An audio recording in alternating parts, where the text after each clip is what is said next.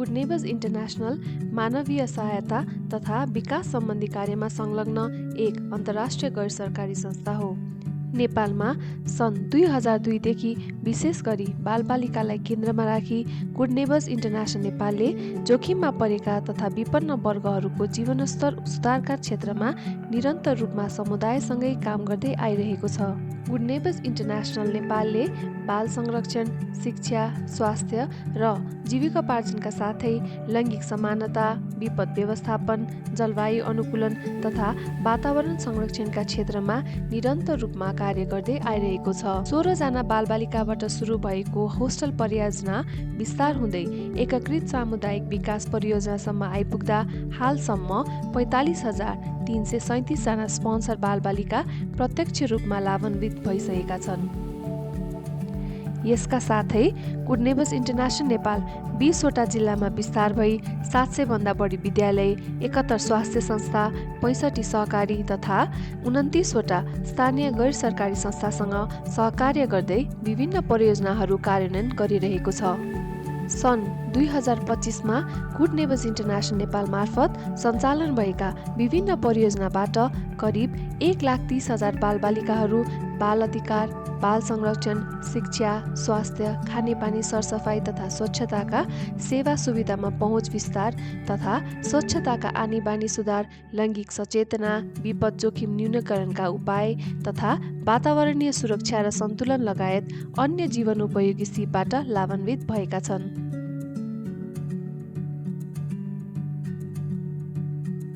बाल संरक्षणका लागि हामीले विद्यालय स्तरमा 115 वटा बाल क्लबहरू गठन गरी उनीहरूको बाल सहभागिता विकास गर्न तथा बाल अधिकार प्रवर्धन गर्न र बालबालिकाहरूलाई हरेक किसिमका हिंसा र दुर्व्यवहारबाट बचाउन विभिन्न तालिम तथा अभिमुखीकरणका क्रियाकलापहरू सञ्चालन गरेका छौँ। जिएनआईले गठन गरेको त्रिनेत्र बाल क्लबको म उपाध्यक्ष छु। बाल क्लबले हाम्रो स्कुलमा धेरै कार्यक्रमहरू गरेको छ। बाल वृत्ति पत्रिका, हाजिरी जवाब कार्यक्रमहरू गर्यो।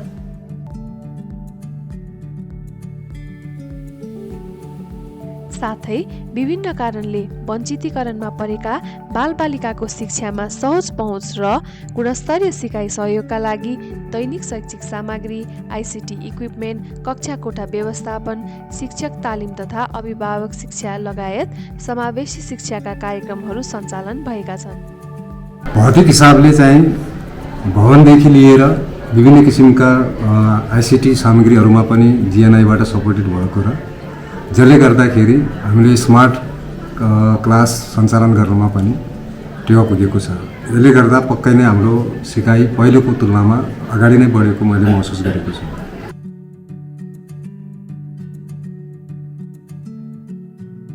विद्यालय खानेपानी, सरसफाई तथा स्वच्छताका कार्यक्रमहरू मार्फत सामुदायिक विद्यालयमा अध्ययनरत बालबालिका, शिक्षक, कर्मचारीहरू प्रत्यक्ष रूपमा लाभान्वित भएका छन्। हाम्रो स्कुलमा अहिले गर्ल्स क्लब पनि गठन गरिएको छ। गर्ल्स क्लबले चाहिँ अब केटीहरूमा समस्या देखिँदा प्रब्लमहरू, मेन्सुरेसनहरू हुँदाखेरि, फ्लेड हुँदाखेरि उनीहरूलाई सेनिटरी प्याड दिने अनि उनीहरूलाई विभिन्न ट्रेनिङहरू दिने। लैङ्गिक हिंसा न्यूनीकरण सम्बन्धी सचेतनामूलक शिक्षा मार्फत 103 वटा विद्यालयका करिब 18,000 विद्यार्थीहरू लाभान्वित भएका छन्। सुदूरपश्चिम क्षेत्रमा छाउपडी प्रथा विरुद्ध सकारात्मक परिवर्तन ल्याउने उद्देश्यले धामी झाँक्री मार्फत सामुदायिक सचेतनामूलक विभिन्न अभियानहरू निरन्तर रूपमा सञ्चालन गर्दै आइरहेका छौँ। यौनिक शिक्षाको बारेमा हामीले तालिम लिँदाखेरि धेरै नै कुराहरू सिक्न पाएका छौँ। किनभने पहिला चाहिँ हामी नलिँदाखेरि एकदम लजाउने खालको, म आफै धेरै लजाउने थिएँ। केही कुरा भन्दा पनि सरले एकदम मलाई लाज लाग्ने। तर अहिले यो तालिम लिइसकेपछि धेरै नै खुलस्त भएको छु। बालबालिकाहरूको सर्वाङ्गीण विकासलाई ध्यानमा राखी उनीहरूका घर परिवारको जीवनस्तर सुधार गर्न कृषि, गैर कृषिजन्य तथा सिपमूलक व्यवसायबाट 40,000 भन्दा बढी कृषक तथा युवाहरूलाई सहयोग गरिरहेका छौँ। हाल 23 वटा सहकारी मार्फत किसानहरू विभिन्न जिल्लामा बिउ उत्पादन, डेरी, मह, तरकारी, मल, मेसिनरी र झोला निर्माण जस्ता व्यवसाय सञ्चालन गर्दै आइरहेका छन्। यसै गरी 5 वटा डेरीबाट मासिक 42,000 लिटर दुध उत्पादन तथा बिक्री भइरहेको छ।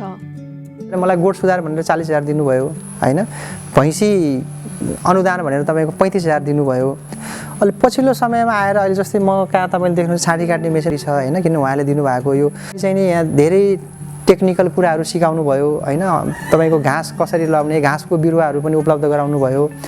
त्यो हिसाबले त मेरो लागि त यो त एउटा वरदानै जस्तो भयो। यो म भाग्यमानी पनि मान्छु कि यो कार्यक्रम मेरो ठाउँमा छ। त्यस्तै प्राकृतिक खेती मार्फत विषादी रहित खाद्य उत्पादन गर्न, उपभोग गर्न तथा बजारीकरण गरी आय आर्जनका क्रियाकलापहरू मार्फत जीवनोस्तर सुधार गर्न हाल 6,000 किसानहरूले झन्डै 19 करोड रुपियाँ बराबरको वार्षिक आम्दानी गरेका छन्। चाहिँ धेरै लागत लाग्थ्यो, अब 2 लाख लाग्थ्यो भने अहिले चाहिँ 1 लाखले पुग्ने गरेको छ। अनि अब बाहिरबाट हामीले विषादीहरू चाहिँ प्रयोग गर्दैनौँ, अनि घरकै खाद्यपदार्थहरूको चाहिँ बनाएर चाहिँ हामीले जैविक चाहिँ बनाएर मलहरू औषधिहरू बनाएर चाहिँ हाल्छौँ।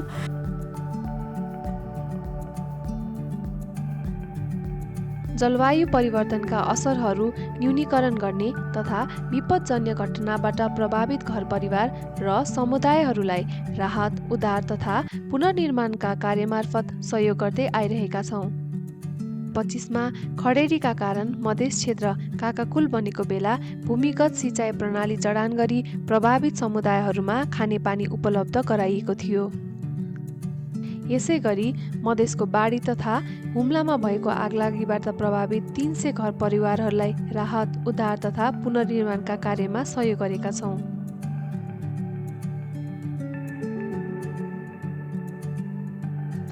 कोइकाको आर्थिक सहयोग र जीजीजीआईसँगको प्राविधिक सहकार्यमा गुड नेबर्स इन्टरनेसनल नेपालले नेपालका धनुषा र महोत्तरी जिल्लाहरूमा जलवायु स्मार्ट कृषि परियोजना कार्यान्वयन गरिरहेको छ।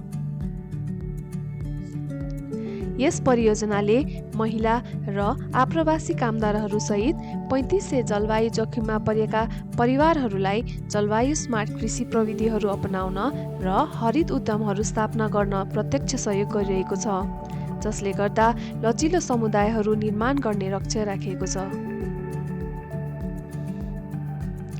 दिगोपन र स्थानीय स्वामित्वको लागि परियोजनाले आसमान नेपाल र दलित समाज कल्याण समिति नेपाल जस्ता स्थानीय गैर सरकारी संस्थाहरूसँग साझेदारी गर्दै आएको छ र स्थानीय सरकारहरूसँग नजिकबाट काम गर्दछ।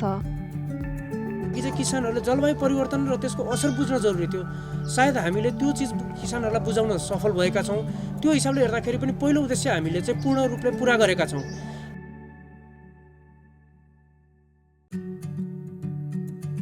यी सबै उपलब्धि एक्लै सम्भव थिएन। हामीले स्थानीय सरकारसँग सधैँ साझेदारीमा रही नीति निर्माण गर्न सहयोग गरेका छौँ। हामीले विभिन्न विकास साझेदारहरू जस्तै UNFPA, कोइका, जीजीजीआई र एजुकेसन अपर्च्युनिटी UK, मोफा जापानसँग सहकार्य, साझेदारी र समन्वयमा काम गरिरहेका छौँ। 2082 सालमा हामीले बालिकार्जन गाउँपालिकालाई बाल विवाह मुक्त पालिका घोषणा गर्नका लागि पनि हामीले यो परियोजनासित सामुदायिक विकास परियोजना भनेर यो परियोजनासित हामीले साझेदारी गरेका छौँ। बालबालिका, परिवार र समुदायसँग 24 वर्ष काम गरेपछि हाम्रो प्रश्न बदलिएको छ। अब हामी गुड नेबर्सले के गर्न सक्छ होइन कि हामी सरकार, समुदाय र साझेदारहरूसँग मिलेर के हासिल गर्न सक्छौँ। हाम्रो विश्वास छ कि सबै पक्षहरू बीचको साझेदारी, साझा जिम्मेवारी तथा पारस्परिक सहयोग नै सामुदायिक विकासको गन्तव्य हुनेछ, जहाँ हरेक बालबालिकाको आधारभूत अधिकार सुनिश्चित हुनेछ।